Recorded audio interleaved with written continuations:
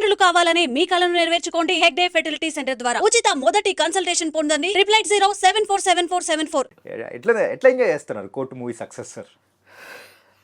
Yeah మాటలు లేవంటారు చూసారా, Yeah. అలాగా it's all you know like character లాగే ఎంజాయ్ ఇన్సైడ్. గణపతి క్యారెక్టర్ ఎలా ఉందో అక్కడ పెయిన్ ఎలా లోపల పెట్టుకున్నాడో ఇక్కడ ఏంటంటే సక్సెస్ అనేది లోపలే ఉంది. అన్నిటికన్నా సినిమా హిట్ అయింది, క్యారెక్టర్ బాగా కనెక్ట్ అయింది అన్న దానికన్నా మీన్ మోర్ ఆఫ్ ఏంటంటే పీపుల్ ఆర్ రియల్లీ కనెక్టింగ్ అండి. ఎస్. నాకు సోషల్ మీడియాలో పర్సనల్గా మెసేజెస్ వస్తుంటే lot of stories.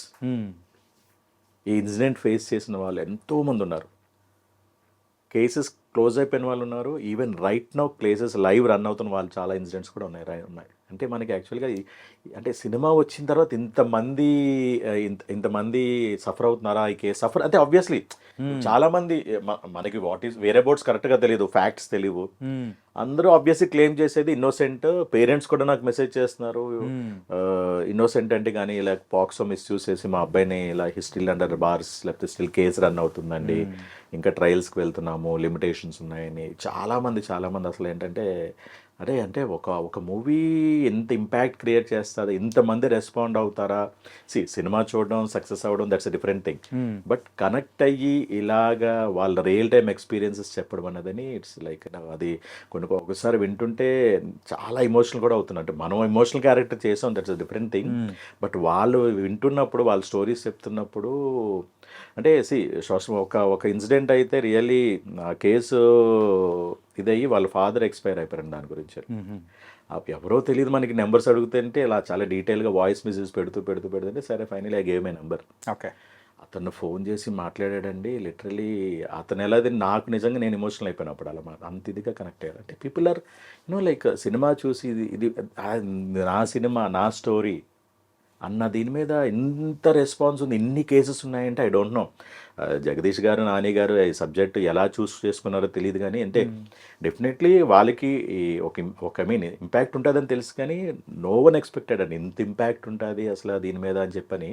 Yeah finally end of the day ఏంటంటే ఈ ఒక్క టైం సినిమా ఉన్న టైంలోనే కాకుండా ఇది చూసి పీపుల్ షుడ్ చేంజ్. అంటే వాళ్ళకి అవేర్నెస్ ఆబ్వియస్లీ వెళ్ళింది. యా ఈ సినిమా చూసి దీనివల్ల ప్రోస్ అండ్ కాన్స్ ఇది. సో మనం ఎలా ఉండాలి, మన బిహేవియర్ ఉండాలి, ఎలా జాగ్రత్తగా ఉండాలి, both youth, children as well as parents. అది జరిగినప్పుడు ఈ సినిమా అసలైన సక్సెస్ అదండి సినిమా అన్నది. ఇప్పుడు ఏదో అందరూ చూసేస్తున్నారు, కలెక్షన్లు వచ్చింది 35 కోట్లు 40 కోట్లు అలా వెళ్తుంది సినిమా, లేకపోతే అందరూ చూస్తున్నారు, ఇంటర్వ్యూస్ ఇస్తున్నారు, లేకపోతే ఇది కాదు మెయిన్. ఎప్పుడైతే మార్పు వస్తుందో సినిమా అది అసలైన సక్సెస్ యాక్చువల్గా. So definitely it will happen.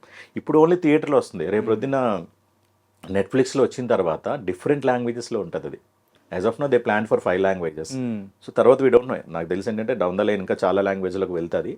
అది అయినప్పుడు అసలైన సక్సెస్ అని. ఆ సినిమా చూసి అట్లీస్ట్ అంటే కొద్దిగా పిల్లలు జాగ్రత్తగా ఉండి, ప్యాంపరింగ్ మామ్స్ ఎస్పెషల్లీ వాళ్ళు కొద్దిగా జాగ్రత్తగా పిల్లల్ని చూసుకుంటే ఫాదర్ దగ్గర అన్నీ దాయకుండా ఉంటే ఏ ఇబ్బందులు ఉండవు. యా మూవీస్ యొక్క ఇంపాక్ట్ అనేది ఎంతగా ఉంటుందా అనేది రీసెంట్ టైమ్స్లోనే కాదు, కొన్ని సంవత్సరాల నుంచి మనం చూస్తూనే ఉన్నాం. అవును. ఆ యూత్ పైన కాకుండా పెద్దవాళ్ళ పైన అందరి మీద ఉండనే ఉంటుంది. కానీ ఒక ప్రాపర్ మెసేజ్ ఇస్తూ అది కూడా ఇంపాక్ట్ చూపించడం అనేది చాలా తక్కువ వస్తుంటాయి సార్. అవును.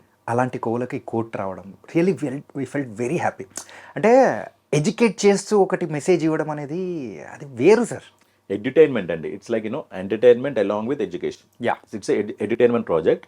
సో చాలా వచ్చినాయి మీరు అన్నట్టు ఏంటంటే project, but I don't think అంటే అట్లీస్ట్ నా పర్వ్యూ నాకున్న ఇన్ఫర్మేషన్లో ఇంత కనెక్ట్ అయ్యింది ఎక్కడ నేను చూడలేదు. This is the first of its kind.